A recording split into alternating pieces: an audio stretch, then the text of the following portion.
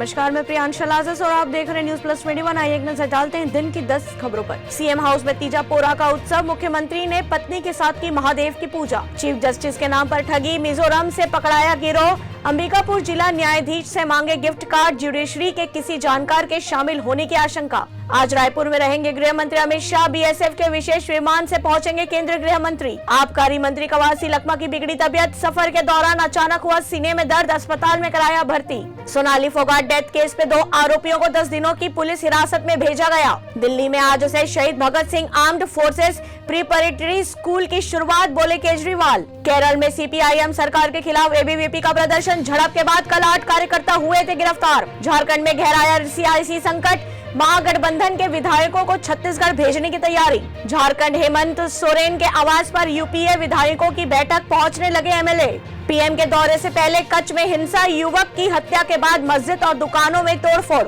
ऐसी ही तमाम जानकारियों से लगातार अपडेट रहने के लिए देखते रहिए न्यूज प्लस 21, आपके हक की बात।